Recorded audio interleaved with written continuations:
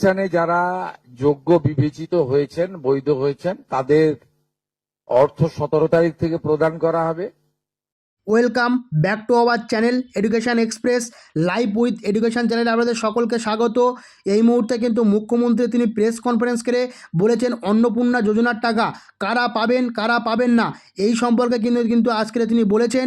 কি বলেছেন এবং কি বিষয়ে বলেছেন দেখুন। কনফারেন্স তিনি বলেছেন অন্নপূর্ণা যোজনার টাকা যারা যোগ্য প্রাপক তারাই কিন্তু তাদের অ্যাকাউন্টে পাবেন এবং তিনি কিছু শর্ত কিন্তু দিয়েছেন বা ক্রাইটেরিয়া দিয়েছেন।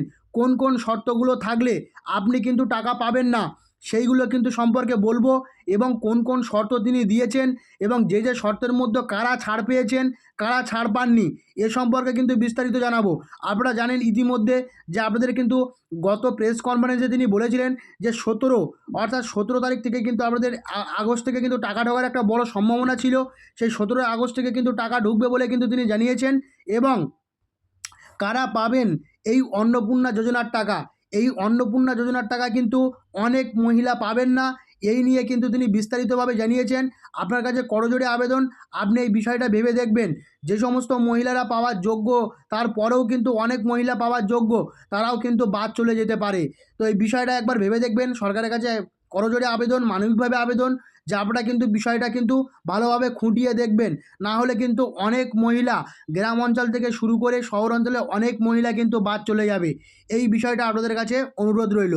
তো অন্নপূর্ণা যোজনার টাকা কারা পাবেন এবং কারা পাবেন না এই নিয়ে কিন্তু তিনি কিন্তু কিছু বার্তা স্পষ্ট করেছেন।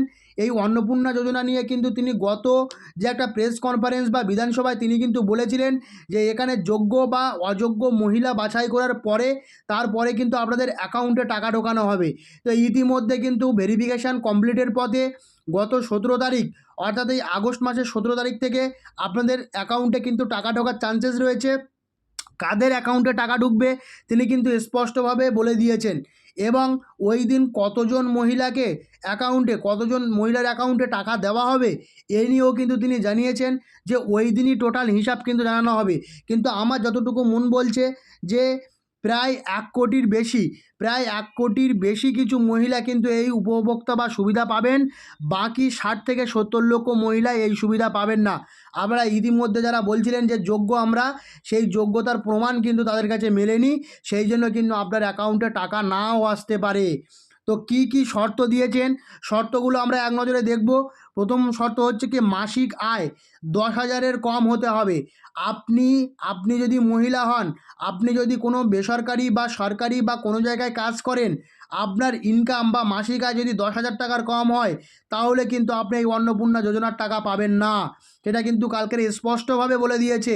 এখানে যারা আশাকর্মী আছেন তাদের বেতন বেড়ে গেছে, সেক্ষেত্রে কিন্তু তাদের কিন্তু 10,000 টাকার কম আর মাইনে নেই, সেহেতু তারা কিন্তু এই অন্নপূর্ণা যোজনার টাকা পাবেন না। এটা কিন্তু বলে দিলাম। শুধু আশাকর্মী নয়, সেই সাথে সাথে যারা 10,000 টাকার বেশি চাকরি করছেন তারা কিন্তু পারবেন না। পারিবারিক আয় 2 নম্বর পয়েন্ট হচ্ছে পারিবারিক আয় 12 লক্ষের কম।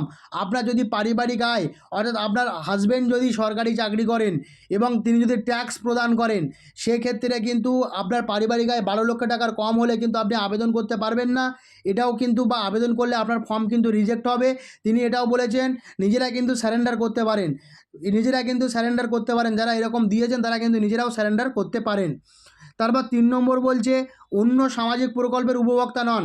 যারা অন্য প্রকল্পের সামাজিক উপভোক্তা নন, অন্য প্রকল্প পান না, তাদের ক্ষেত্রে কিন্তু এটাও বলেছেন যে অন্য প্রকল্প পান না এরকমও ব্যক্তি কিন্তু এখানে পাবেন, কিন্তু অন্য প্রকল্প পেলে এই অন্নপূর্ণা যোজনার টাকা কিন্তু মিলবে না। কালকে তিনি স্পষ্টভাবে বলে দিয়েছেন। সেটার ছোট্ট একটা ক্লিপ আপনারা প্রথমে দেখেছেন। সেই ছোট্ট ক্লিপের মধ্যে কিন্তু আমি অল্প একটু দেখিয়েছি, পুরো ভিডিওটা দেওয়া সম্ভব নয়। আপনারা বিভিন্ন সোশ্যাল মিডিয়া মারফত কিন্তু দেখতে পাচ্ছেন বা টিভিতে দেখতে পাচ্ছেন বা বিভিন্ন সোশ্যাল মিডিয়া গ্যাজেটে কিন্তু আপনারা দেখতে পাচ্ছেন। তো সেক্ষেত্রে আমি কিন্তু পুরো এটা দিলাম না।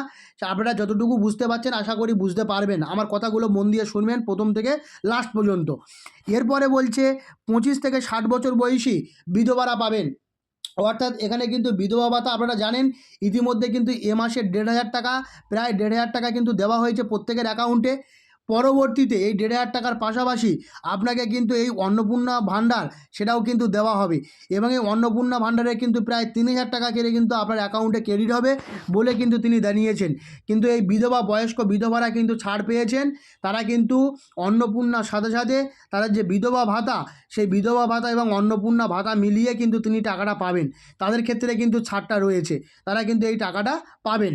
এক্ষেত্রে কিন্তু তিনি এটা বলে দিয়েছেন। এরপরও আমরা দেখব দিব্যাঙ্গ ভাতা, পিএম কিষাণ যোজনার ক্ষেত্রে ছাড়, অর্থাৎ যারা প্রতিবন্ধী আছেন, মানবিক ভাতার জন্য অ্যাপ্লাই করেছেন, প্রতিবন্ধী আছেন এবং যারা পিএম কিষাণ যোজনা নিচ্ছেন তাদের ক্ষেত্রে ছাড় রয়েছে, তারা কিন্তু বড় ছাড় পেয়েছেন। এই দিব্যাঙ্গ ভাতা যারা প্রতিবন্ধী আছেন তারাও কিন্তু এ মাস থেকে 1,500 টাকা করে পেয়েছেন, আপনারা জানেন তাদের প্রায় 1,500 টাকা। পরবর্তী মাস থেকে এই আগস্ট মাস থেকে কিন্তু 3,000 টাকা করে পেতে পারেন।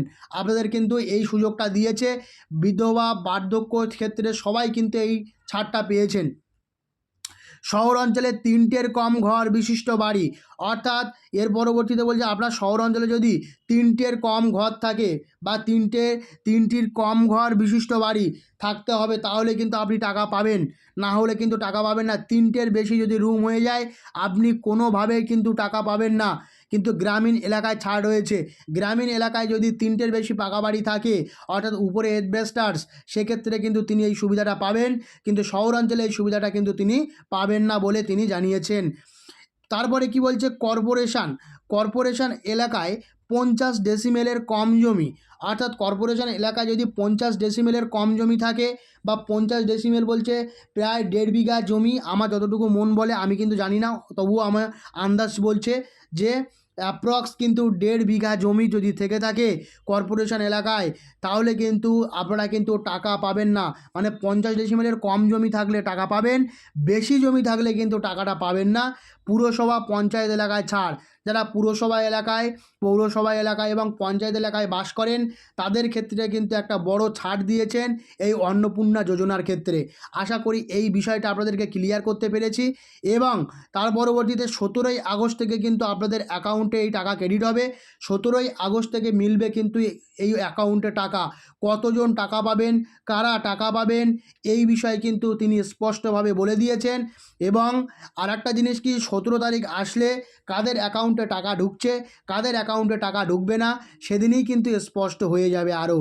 তো যেহেতু আপনারা যারা এই বিধবা ভাতা, বার্ধক্য ভাতা এবং প্রতিবন্ধী ভাতা এইগুলো পান, বার্ধক্য যারা আছেন তারা তো পাবেন না, প্রতিবন্ধী এবং বিধবা যারা আছেন তারা কিন্তু অবশ্যই ছাড় পাচ্ছেন বলে তিনি জানিয়েছেন। এই বিষয়টা মাথায় রেখে কিন্তু আপনারা ফর্ম ফিল আপ করেছেন প্রত্যেকে।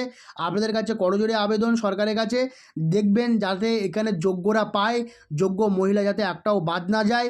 প্রত্যেকের জন্য কিন্তু আমার শুভকামনা রইল যেন প্রত্যেকে টাকা পান এবং প্রত্যেকে যাদের বাদ গেছে তাদেরকে দ্বিতীয়বার একটু ভেরিফাই করে যদি করা যায়, তাদের বিরুদ্ধে তাদের কাছে টাকা দেওয়া যায়, সেই ব্যবস্থাটাও কিন্তু আপনারা করতে পারেন। একবার দেখবেন, কেননা তাদের কিন্তু অনেকেরই কিন্তু আছে তারা কিন্তু এই ভেরিফিকেশান থেকে বাদ পড়তে পারে, অনেকেই আছে তারা বাদ পড়তে পারে, তাদের কিন্তু ফ্যামিলি কন্ডিশান ভালো নেই। এই বিষয়টা মাথায় রেখে আপনারা কিন্তু টাকা পয়সাগুলো প্রদান করুন, এটা আমাদের কাছে করজোড়ে আবেদন। এবং আরেকটা জিনিস কি, মাসিক যে আয় 10,000 টাকার কম, এখানে কিন্তু অনেক মহিলা বাদ চলে যাবে। পারিবারিক আয় 12 লক্ষের কম, এটা ঠিক আছে, কিন্তু এখানে কিন্তু যেটা দরকার সেটা হচ্ছে যে সমস্ত মহিলারা এখানে ফর্ম ফিল আপ করেছিলেন বা এই ফর্ম ফিল আপের জন্য এখনও পর্যন্ত টাকা পাননি, যারা গত মাসে টাকা পেয়েছিলেন, ভেরিফিকেশনের পর কিন্তু অনেকে বাদ চলে যেতে পারেন। এই বিষয়টা মাথায় রাখবেন। যদি ভিডিওটি ভালো লাগে থাকে অবশ্যই কিন্তু একটা লাইক দিয়ে যাবেন, আর যদি চ্যানেলে নতুন হয়ে থাকেন চ্যানেলটিকে সাবস্ক্রাইব করে পাশে থাকা বেল আইকনটি প্রেস করে রাখবেন যাতে এরকম নতুন নতুন ভিডিও তথ্য আমাদের সামনে প্রথমে চলে আসে। তো আজ এই পর্যন্ত, পরবর্তী কোনো ভিডিওতে আপনাদের সঙ্গে আবার দেখা হচ্ছে।